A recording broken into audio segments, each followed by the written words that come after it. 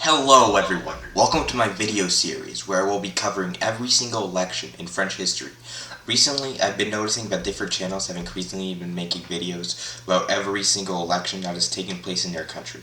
My main inspiration for making these videos were Mr. Beat, Sorman, Worley, and Jacobins. After seeing all these videos, I decided it was time to make my own about the country of my ancestors. Therefore, I have decided to make videos covering every single French legislative election from 1871 onwards, and every French presidential election from 1959 onwards. Why those two particular dates? Shouldn't I just cover every single election? Well, I could, but there would hardly be a point. The French president only gained any major executive authority in the Constitution of the Fifth Republic, before that serving as barely anything more than a figurehead. For French Parliament, it is a bit more complicated, but I've decided to limit myself to 1871 and onwards, when France permanently became a republic, covering the many legislative elections from before then that were simply rigged or had their results rejected wouldn't have the academic worth that the election I shall cover will. Before we get into any of the elections, however, it would be useful for a little bit of context before when the Third French Republic was established. For many centuries, as many of you will know, France was ruled by a monarchy. Yet, it took a long time for this monarchy to assert its authority. When Hugh Capet assumed the throne in 987, the French crown only directly controlled Paris and a few areas surrounding it, with the rest of the French realm being under the control of an endless number of dukes, counts, and princes. The French monarchy extracted tax income and levies for war from these vassals, but they could mostly run their own affairs. Slowly but surely, however, the French crown increased the authority it exerted over the lands of the French domain. By the time that King Louis XIV, the Sun King, assumed the throne in 1643, France had already become an absolute monarchy, with the titles of local dukes being barely anything more than ceremonial.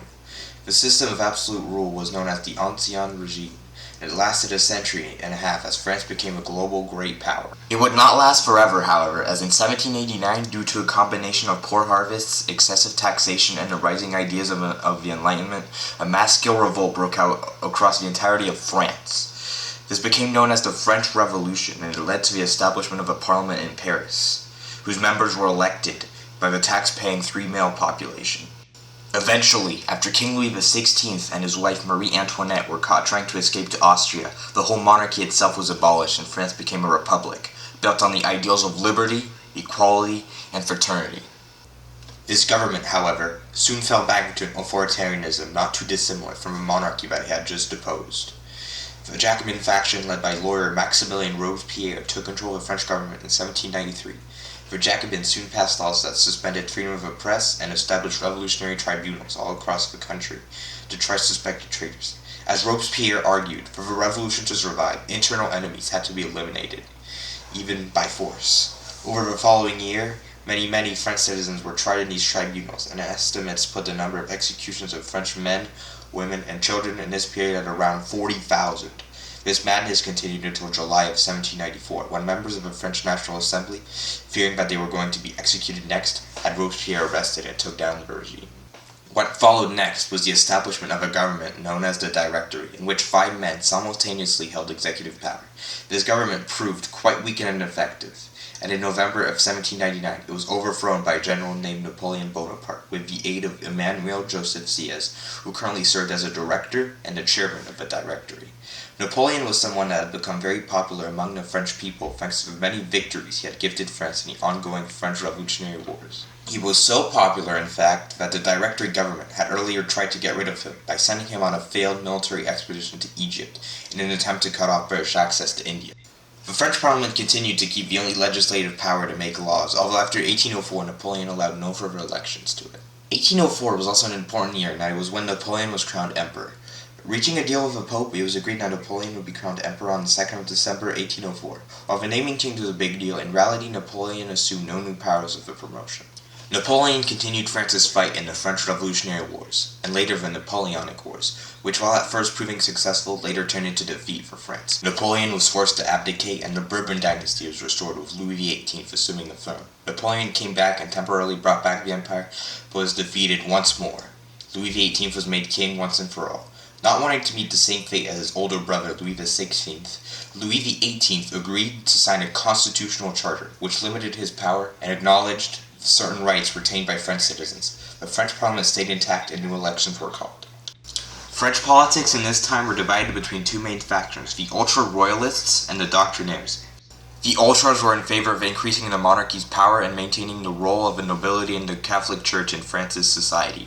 On the other hand, the doctrinaires supported the constitutional monarchy and wanted to keep things as they were. These two factions went back and forth at each other, although the limited vote franchise allowed the ultras to hold power throughout most of this period, although they were unable to roll back the constitutional charter due to the more moderate members of the party opposing.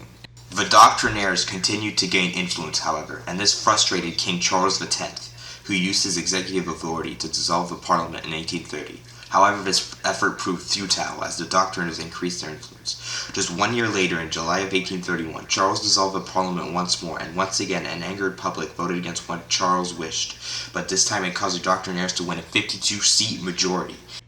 Angered by the results, Charles took drastic measures. He issued what were known as the July Ordinances, which dissolved the parliament once more, cut the vote franchise nearly in half, and also greatly increased press censorship.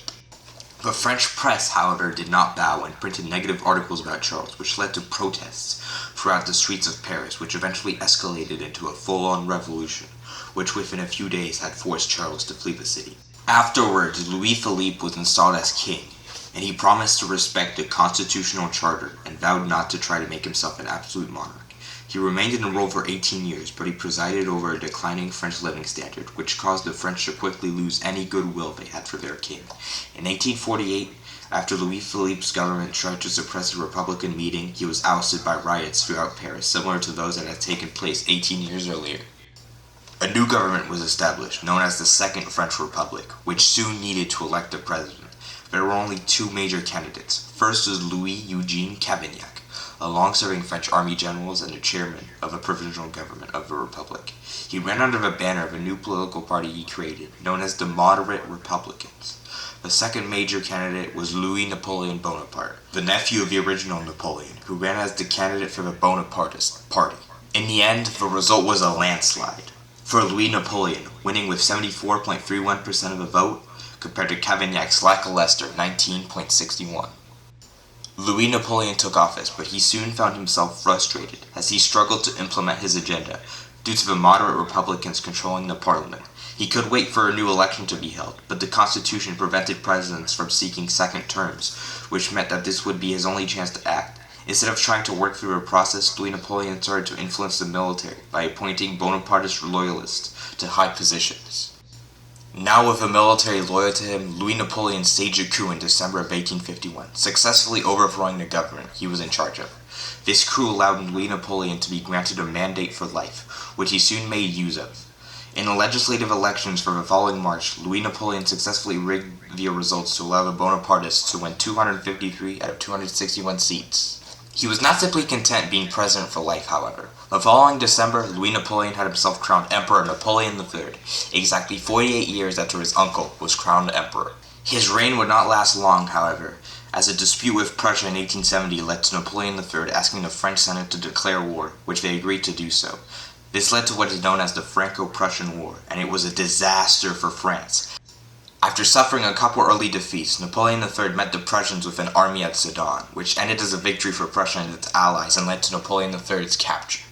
As news of Napoleon's capture reached Paris, the political class there wasted no time before staging another revolution and declared a third French Republic. Still in the midst of war, the men who set up the Republic declared the establishment of a government of national defense to try to win the war against the Prussians. We shall see next episode how the government of national defense will fare against the Prussians. Tune in next time for the election of 1871.